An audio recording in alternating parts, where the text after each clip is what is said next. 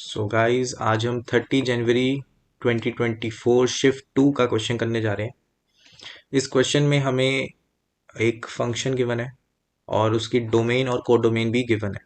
ठीक है, यहाँ पे हमारे पास एक फंक्शनल इक्वेशन है एंड हमें ये भी बोला हुआ है कि F of Y is not equal to zero.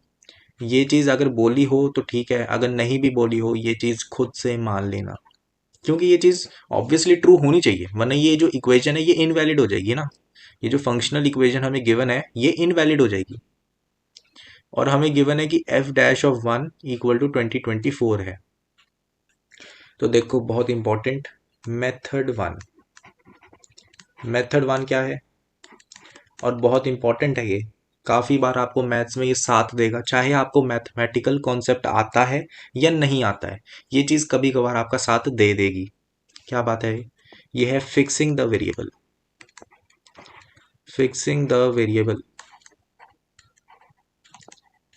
अब ये कौन सी टेक्निक है भाई?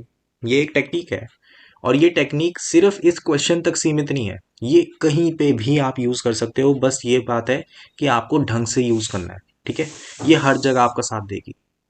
अब देखो बात क्या है। देखो जैसे मान लेते हैं कि हमें x इक्वल टू वन पे वैल्यू पता है एफ डैश ऑफ एक्स की, है ना। और मुझे ऑप्शन में भी, यहाँ पे बी ऑप्शन में गड़बड़ है, यहाँ पे एफ नहीं आना। मैं इसको हटा देता हूँ। ठीक है, यहाँ पे एफ नहीं आना, यहाँ पे बस सिंपली है x into F dash of X.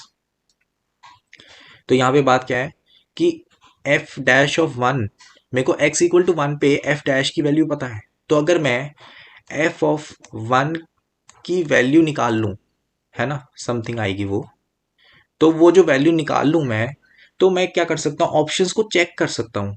तो अगर कुछ ऑप्शंस एलिमिनेट हो गए तो मुझे थोड़ा सा आसानी हो जाएगी सॉल्व करने में, है ना। बात सही है। एंड कभी कभार ये भी देखा गया कि फिक्सिंग द वेरिएबल से तीनों ऑप्शन एलिमिनेट हो जाते हैं। ठीक है, तो देखो एफ ऑफ वन की वैल्यू कैसे निकालेंगे।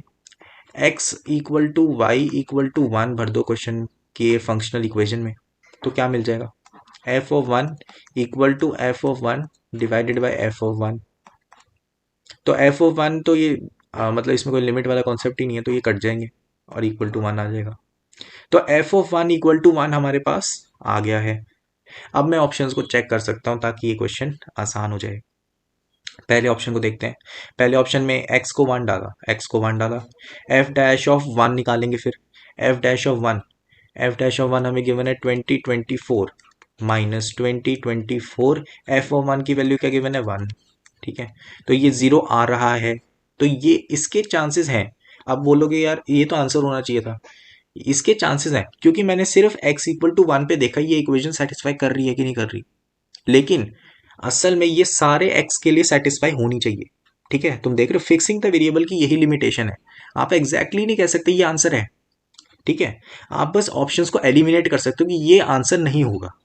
ठीक है, जैसे दूसरा ऑप्शन देखो, यहाँ पर x इक्वल टू वन जब भरोगे तो one, F dash of one निकालोगे 2024 प्लस 2024, है ना, और एफ ऑफ वन रखोगे वन, तो ये नॉट इक्वल टू जीरो है ना। ये असल में कितना आ रहा है, 20484048, है ना, तो जीरो के बराबर नहीं आ रहा है। तो मैं गारंटी कह सकता हूं कि ये ऑप्शन आंसर नहीं है। ठीक है, ये ऑप्शन आंसर नहीं है। क्यों? क्योंकि इसको x इक्वल टू वन पे भी सेटिस्फाई करना चाहिए था अगर ये सच में इस फंक्शनल इक्वेशन से आया होता।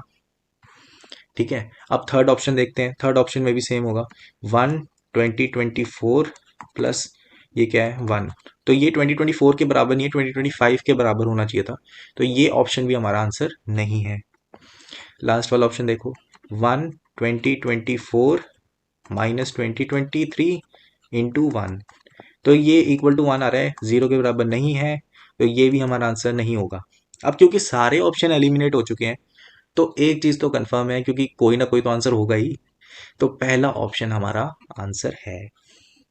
देखो मैं ये गारंटी से नहीं कह रहा कि फिक्सिंग द वेरिएबल से आपके सारे ऑप्शन जितने भी गलत है, मतलब तीनों ऑप्शन एलिमिनेट हो जाएंगे और चौथा ऑप्शन क्या होगा, आपका आंसर हो जाएगा, ऐसे ये फिक्स वेरिएबल वाला मेथड है, ये नहीं है। ये बस ये है कि आपके ऑप्शंस एलिमिनेट हो और आप पे प्रेशर कम हो जाए क्वेश्चन के ऑप्शंस का, ताकि आप मिस्टेक कम करो। ठीक है, मिस्टेक कम करने का एक बेटर वे है ये। अब देखो ऐसे तो ये क्वेश्चन हो गया है, लेकिन अगर हम स्टैंडर्ड वे नहीं देखेंगे तो हम कुछ सीखेंगे नहीं। तो स्टैंडर्ड वे देखते हैं इसको सॉल्व करने का, कि स्टैंडर्ड वे क्या है, कि अगर हमें फिक्सिंग द वेरिएबल नहीं करना, ठीक है, तो स्टैंडर्ड वे बिल्कुल ही आप कह सकते हो कि एक ही चैप्टर से आता है, वो है फंक्शनल इक्वेशन वाला चैप्टर। तो उसमें तरीके क्या होते हैं, ठीक है, देखो, जो एक बहुत ही मेजर जो तरीका है वो है पार्शियल डिफरेंशिएशन का, ठीक है। पार्शियल डिफरेंशिएशन आप सबको थोड़ा थोड़ा पढ़ा होगा कि पार्शियल डिफरेंशिएशन क्या होती है। पार्शियल डिफरेंशिएशन में क्या होता है कि आप एक एक वेरिएबल, जैसे मान लो एक्स है, उसको वेरिएबल मानो, ठीक है, एंड जितने भी आपके वाई जेड डब्ल्यू यू, ये सारे आपके कांस्टेंट माने जाएंगे, मतलब बाकी जितने भी वेरिएबल्स हैं उन सबको आप कांस्टेंट मानकर डिफरेंशिएशन करो। इसे कहते हैं partial differentiation with respect to X. यहाँ पे एक्स माना है ना मैंने वेरिएबल। तो ऐसा ही करते हैं हम फंक्शनल इक्वेशन में, ताकि हम सॉल्व कर सकें। तो यहाँ पे आप देख सकते हो कि अगर मैं मान रहा हूँ F of X divided by Y equal to F of X divided by F of Y, तो ये हमारी एक फंक्शनल इक्वेशन है।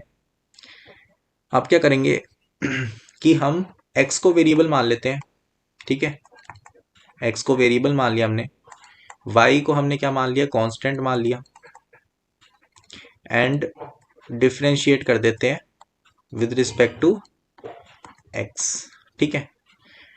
अब देखो एक चीज नोट करने वाली है, अगर y कांस्टेंट है तो f ऑफ y जो हमारा है ना वो भी कांस्टेंट होगा,